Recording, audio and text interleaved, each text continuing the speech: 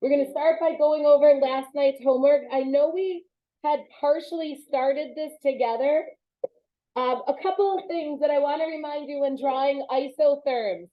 I believe there were 4 rules. Technically, it might have been 5 rules. So the first thing is, remember, they connect areas of equal value. So when I say draw the 1024 line, everything on that line will be 1024, nothing else. And then I only asked you to do the 24 and the 28. So there should not have been a 25 line, a 26 line, or a 27 line. So really there should have only been a set of circles here and then a separate set of circles here. So we start off by finding a 1024 and then just start working your way around. Guys, pay attention, okay? Start at 1024 and work your way around, only putting 24s where 24s belong. What I mean by that is, here's a 1023. Oh, well, that's the 1024. Here's 1022, here's 1025. So your circle has to go around that. Same here, there's the 1025, so we want to circle around that number. Sorry, that one too. And you just circle. I remember, if you remember how I talked about this when we learned it, it's almost like you're creating a fence. Everything on this side of the fence is going to be smaller in this case, and everything on the inside is going to be bigger.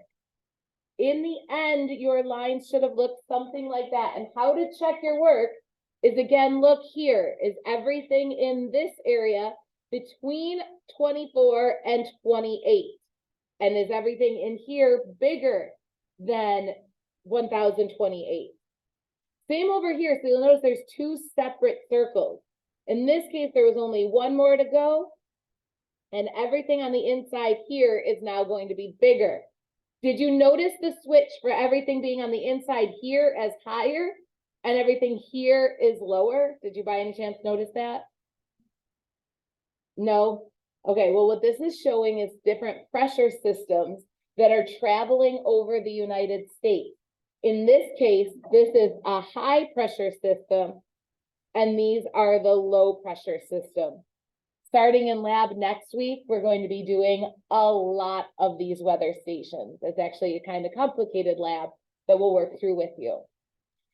We had already done, at least in this class, we had done 2 of the lines, I believe. We did the 1030. No, we didn't, just the 30 and the 40 degrees. You had to continue on and just do the 50s and the 60s. So those lines should have looked something like that one. Again, remember, the lines have to go to the edge of the map. You don't stop them. So there's just no lines that are just hanging out there. They all have to go to the edge of the map. Notice the parallel trend. Where this line goes down, all the other lines go down. Where they go up, the other lines go up. A word of warning: if you ended up doing more than the required line, so if you did, I only asked you to do 30, 40, 50, and 60, but if you did more, you don't necessarily get a 0. The thing is, every single one of those lines that you did extra had to be correct. And if they weren't correct, even if your 30, 40, 50, and 60 lines were correct, if you did extra and just one of those lines was wrong, the whole question was wrong. So just be careful. Please only do what they ask. And that goes for everything on the Regent. If they ask you to do X's and you put dots, I can mark you wrong, or I would have to mark you wrong. If they tell you to only draw these lines, or they tell you to label Buffalo, but they don't say anything about Syracuse and you label Syracuse something. If you do extra and it's wrong, then the whole thing is wrong. All right. Yeah, basically do bare minimum. So I know I said we'd go over the quiz next, but let's do the notes so that we get those out of the way, and then we'll go over the quiz. So we're going to page 39 in your notes, and we're talking about weather fronts. I'm assuming you guys have heard about some weather fronts before. This is something that's talked about on the news all the time. As long as they're doing a weather report, they're telling you what kind of front is coming. Yes, there was one question on the lab about this. I should have told Mr. Winters to tell you the answer was B. Pick B? I think so. Okay, hopefully it picks B. But anyway, There you go. A, B, C. I don't remember. I can look for it in a minute. All right, I think it went A, B. Is that what you said? I think that's what it was. Page on it. 30, 39. 39. So what fronts do you guys know about? Cold Cold fronts and warm fronts. Are those the only ones you know about? Okay, and those are the only ones, to be honest, that they ever talk about on the news. Maybe they talk about stationary sometimes, but they never ever talk about occluded, which is the fourth type of weather front that you'll be responsible for this year. And that's because when an occluded front goes by, nothing really happens, so they don't ever talk about it. But you guys know this already. What do you know is gonna happen if a cold front's coming? Cold air. Cold air is coming. What happens if a warm front's coming? It's not necessarily summer, so I do wanna point that out. We can have warm fronts in winter. And it doesn't mean it's gonna be 80 degrees in winter. It just means it's going to be warmer than it was the day or before the front came through. So 32 can be a warm front if it had been 10 degrees for a while. Start again. Right, but again, we can have a cold front in summer and it just might be 75 degrees, whereas all the days before it was 90 or something like that. So cold front doesn't have to mean snow, it just means colder than the air that used to be there. Oh, yes, and then fronts do bring storms, and I actually like to relate that to what other times have you heard about fronts that aren't science fronts? Wars. Wars. What's going on with the fronts on a war? So I think this is a picture from World War I. Is that when they did trench warfare? Yeah. I think that's what this is. So that was the front. What happened on the front in a war? The fighting. The front in a war is the ugliest part of the war. That's where the battles are happening. That's where most of the deaths are happening. And then what's behind the front in a war? Picture, and this goes more with like the more old-fashioned wars. Let's talk about the not the Civil War. The one that we were fighting against the British. Yeah, the Revolutionary War. Okay. Science teacher, not social studies teacher. So during that one, that was when they pretty much like lined up and shot each other, right? Right? Like, I feel like that was the worst plan ever, but again, not an army person. I just talk about rocks. So, if you're lining up and just shooting at each other, of course, where's the front where those people are shooting at each other? And it's the ugliest, nastiest part. But what was in the back of those? What was behind the fighting? Do you know? That's where the medics were. That's where the nurses were. That's where the bugle player was.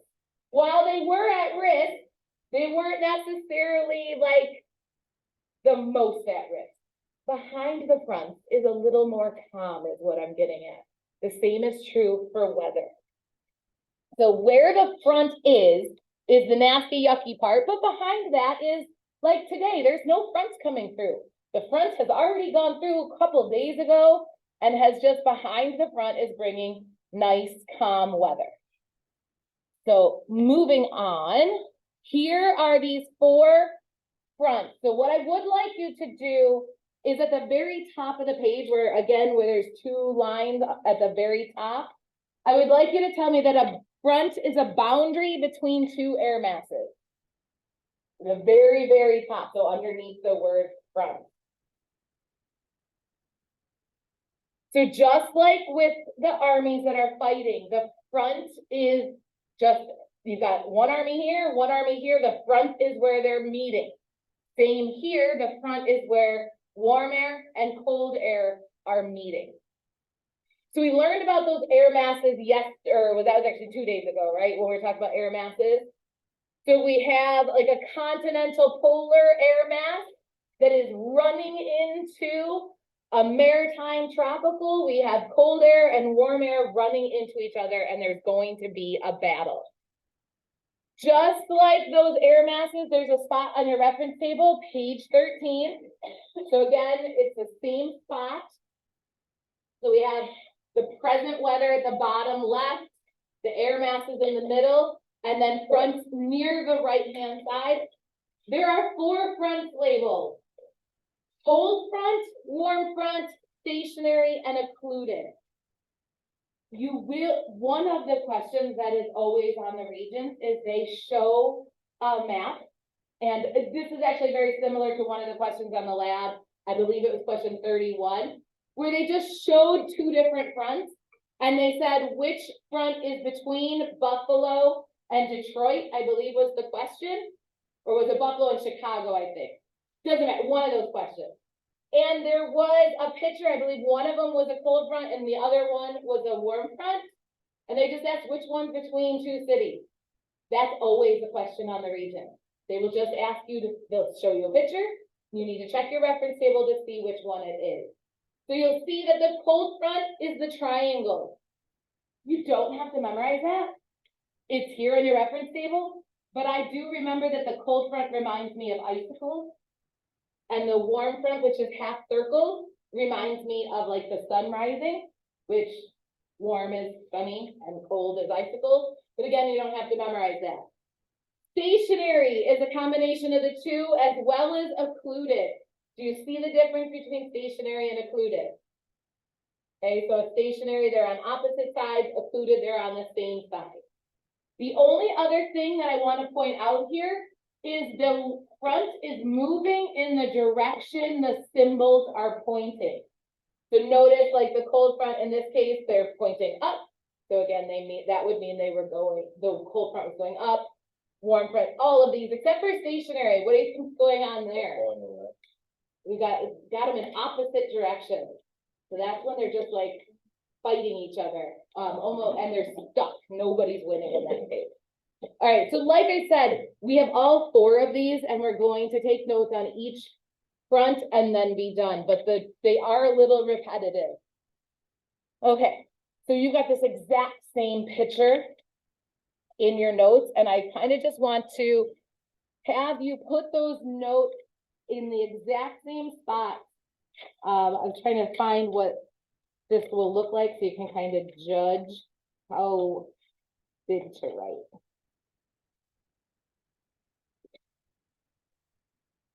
Oh, so it'll look something like this when we're done, so you can kind of judge how big you have to write. So for this one, here's a cold front. Just like with the Army front, if we have the front happening in where they're meeting, behind them is the air that it's bringing with it. So cold air is located behind the front.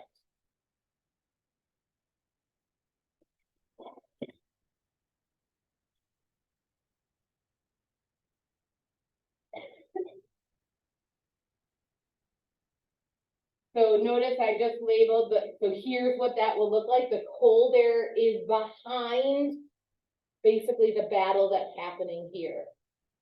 So what happens is we've got cold air meeting warm air. The cold air will push the warm, moist air up. One of the keys with all of these fronts is the warm air always goes up. Cold air is always going to be on the bottom. Warm air is always going to go up. So over here, we have warm air. So again, I don't know if you noticed this, I'm labeling the warm air that's going up. As we talked about when we talked about cloud swarming, what happens to warm air when it goes up? It is less dense as it goes up and it gets more or less dense, you're right. What happens to the temperature? Yeah, so when warm air goes up, it will eventually cool. I think that's the next one. We're not going forward. Are we frozen? There we go. Oh, no. So when the warm air goes up, it cools, hits its dew point, and rain happens. So the greater the difference in temperatures, the more likely there'll be a storm. Cold fronts actually pass rather quickly usually. And then finally, the last bullet there is brings colder but clear weather.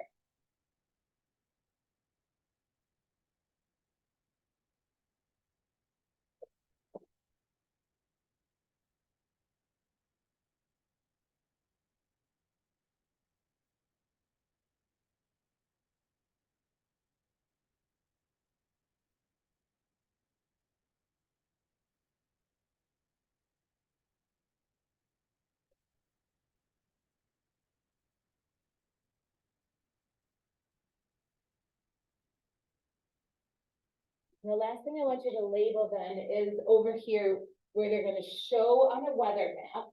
They're going to show it with the triangle.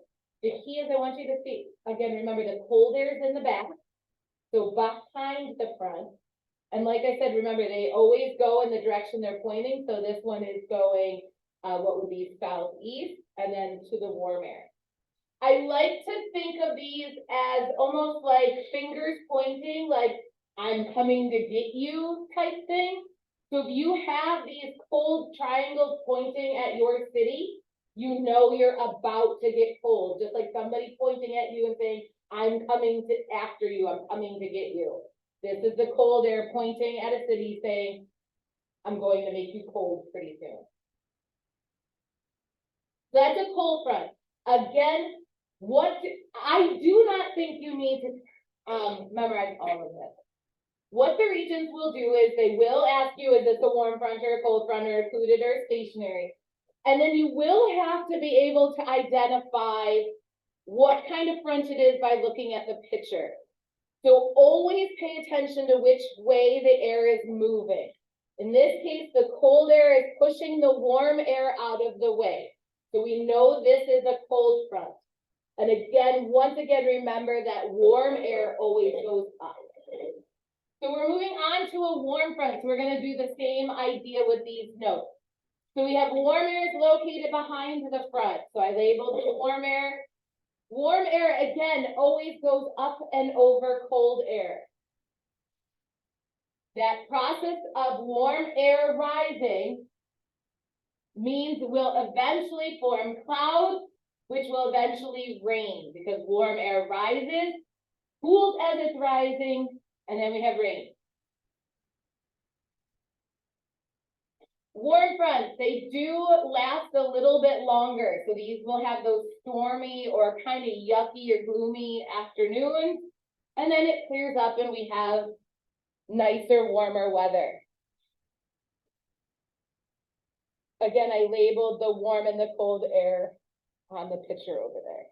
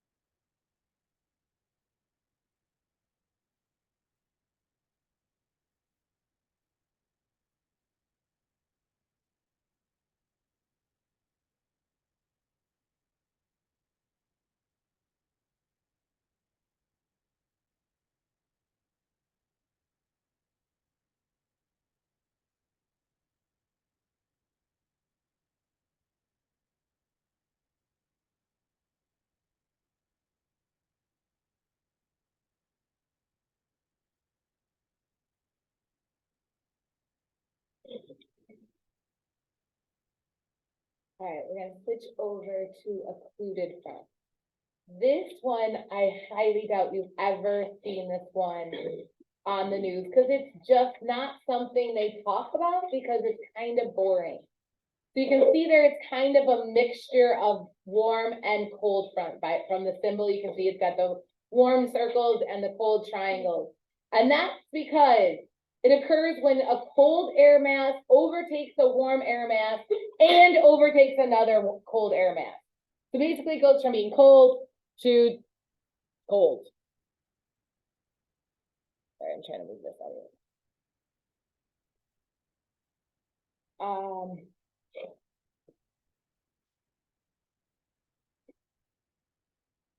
So again, they don't talk about it because precipitation is possible, but not definite. Very slight temperature change, but not much going on in these. I have never seen them ask a single thing about occluded fronts, except when they do like to use this one as a multiple choice question. What kind of front is it? By just looking at the symbol. And they usually pick this one or a stationary front because it's a mixture of the two and you have to look closely. So they do like quizzing you on what is this symbol, which is truly just looking it up in your packet or your reference table and labeling it.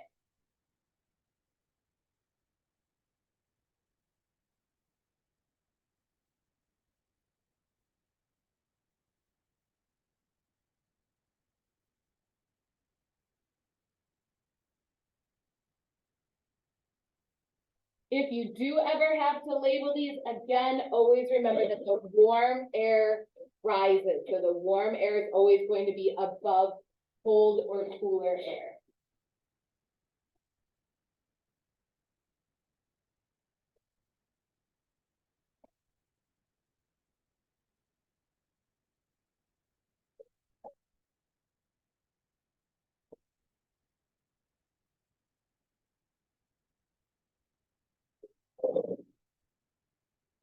Again, did you get these labeled with the air temperature? No? Okay, cold air in the back, slightly cooler air in the. All right, and the last one, stationary. There are no arrows because if you can gather by the word stationary, they're not moving. This is when winds are basically blowing in the opposite direction. If we go back to the whole fighting army analogy, this is when there's a stalemate. Basically, the armies are equal. They're killing each other equally. And this is just a battle that goes on and on and on until finally someone runs out of energy. The battles or fronts. These ones don't come through very often, but when we have those rainy, dreary days that last a couple days in a row, that's a stationary front. So it's not necessarily like it's storming nonstop, but it's dreary and yucky for days. Yeah, so more than likely what happens is another front comes up behind one of them and is able to aid in pushing out the whole stationary situation. They call in backup or reinforcements. That's when they called in the French during the Revolutionary War. See, I know something. What was his name? La something. I don't remember. Come on. That was Lafayette, right? I'm gonna Google it in a minute. I think I'm right too, because I think yeah. Really not important. I don't need to waste your time talking about it. The last thing there is just a couple lines on the bottom, and it says what to expect when fronts come through. What is one thing you can expect? It doesn't matter what front it is. A storm, that's one. What else? Clouds, that's another one. What's gonna happen to the temperature? It's gonna change. It's gonna change. That's the perfect thing. So any front that comes through, we can expect clouds, precipitation, a change in temperature, and the only other thing is a change in wind direction. So again, do I think you have to memorize every word you wrote down? 100% no. You need to be able, especially with warm and cold fronts, to decide from the picture which is which. And then for all four of them, you need to be able to identify the symbols. And then lastly, the general theme of fronts is it's going to get cloudy, it's going to rain, there's going to be a change in temperature, there's going to be a change in wind direction. And then after the front passes, whatever weather it brought is there behind it. So clearly, recently, we've had a warm front pass through the area, and now it's just nice and warm out. All right, so we're gonna go over the quiz and then done, no homework tonight.